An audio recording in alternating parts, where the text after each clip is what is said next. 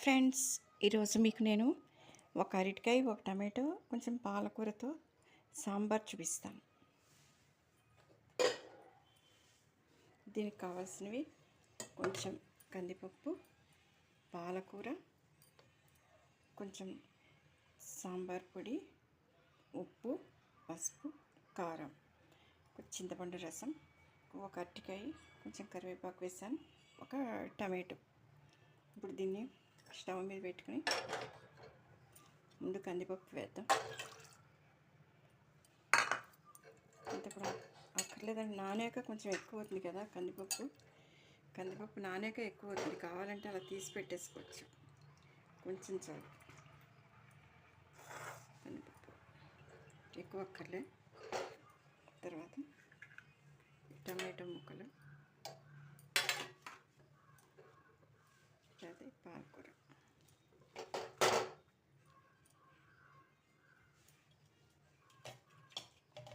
రోజు ఆకుకూర తినాలంటే రోజు పప్పే తింటే బోర్ కొడుతుంది కదా.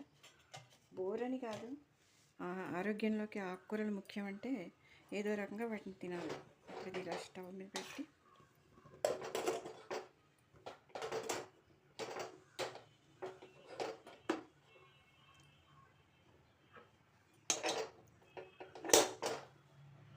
పెట్టి సరిగ్గా 3 విజిల్స్ రానివ్వాలి.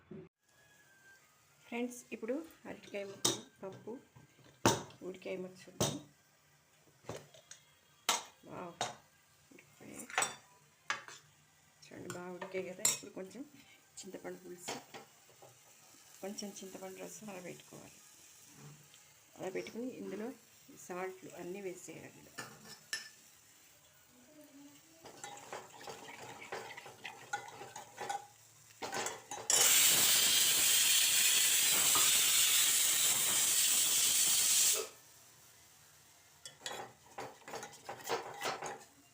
వంటిల్లు అంటే కుక్కర్ విజిల్స్.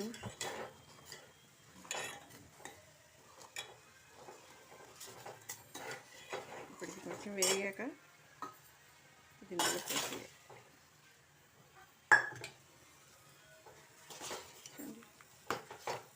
పులుసు రెడీ.